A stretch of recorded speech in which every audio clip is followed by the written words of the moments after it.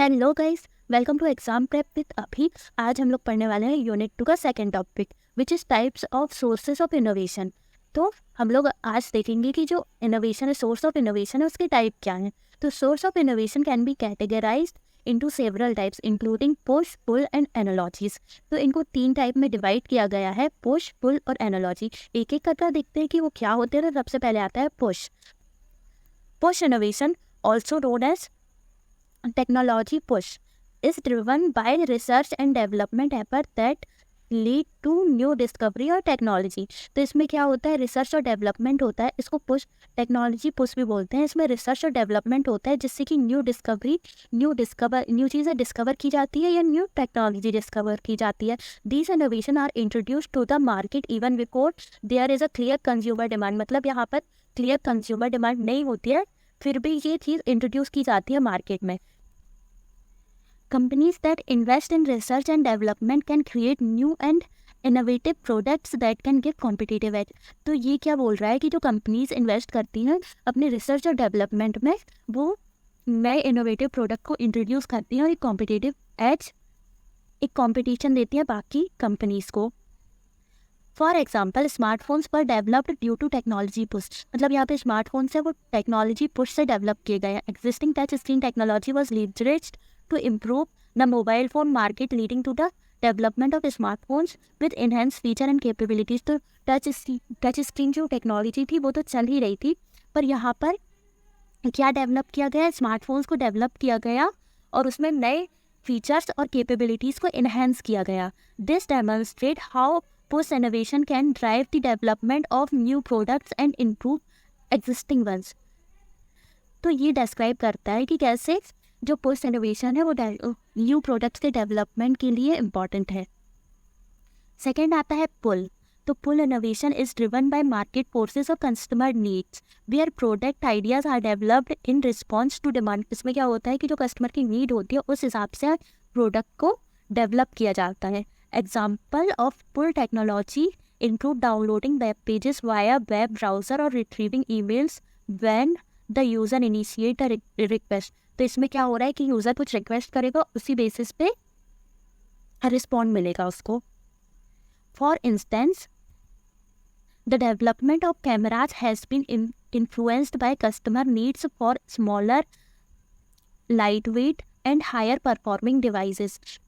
मतलब क्या बोल रहा है ये कि जो कैमराज है उनका डेवलपमेंट कस्टमर नीड्स के हिसाब से हुआ है। जैसे कि कैमराज कस्टमर नीड्स की नीड थी कि वो स्मॉलर और लाइट वेट और हाई परफॉर्मिंग हो, तो उसके हिसाब से कैमरास को डेवलप किया गया। Manufacturers response to tech demand by innovating and improving their product to meet customer expectations. तो यहाँ पे जो मैन्युफैक्चर होते हैं वो रिस्पॉन्ड करते हैं कस्टमर डिमांड के हिसाब से और कस्टमर जो एक्सपेक्टेशन होती है उसको फुलफिल करते हैं। This demonstrate how pull innovation can drive product development and lead to improvement that align with market needs. तो यहाँ पे क्या होता है, जो पुल इनोवेशन होती है वो डेवलपमेंट, कैसे प्रोडक्ट का डेवलपमेंट होता है और जो मार्केट नीड्स हैं उसके हिसाब से कैसे प्रोडक्ट को इनोवेट या इम्प्रूव करना है उस चीज़ के लिए यूज़फुल होती है। उसके बाद आती है एनालॉजीज। तो the ability to perceive similarities and analogies between different concept और situation is fundamental of human cognition। मतलब ये क्या बोल रहा है, एनालॉजी जो होती है वो सिमिलैरिटीज़ को फाइंड करती है डिफरेंट कॉन्सेप्ट और सिचुएशंस पे। It is essential for task such as recognition, classification, learning and problem solving. तो ये कुछ टास्क होते हैं जैसे कि रिकॉग्निशन हो गया, क्लासिफिकेशन हो गया, लर्निंग और प्रॉब्लम सॉल्विंग, इसके लिए एसेंशियल होती है। In problem solving, analogies are used to describe and explain the process of transferring knowledge from one domain to another।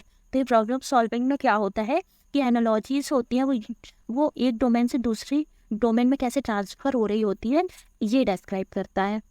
This process involves 2 की स्टेजेस। मतलब इसके 2 की स्टेजेस हैं। वो क्या है, retrieval of base analog, identifying a similar और analog problem और सिचुएशन फ्रॉम डिफरेंट डोमेन। मतलब इसमें क्या होता है कि सिमिलर प्रॉब्लम और सोल्यूशन को डिफरेंट डोमेन्स पे फाइंड आउट किया जा सकता है। और फिर सेकंड आता है mapping of knowledge, applying the knowledge और solution from the base domain to the target domain to solve a new problem. मतलब क्या हो रहा है इसमें इसमें क्या किया जाता है, अप्लाई किया जाता है नॉलेज और सॉल्यूशन को बेस डोमेन से टारगेट डोमेन को डोमेन तक, और इसमें किसी नई प्रॉब्लम को सॉल्व किया जाता है।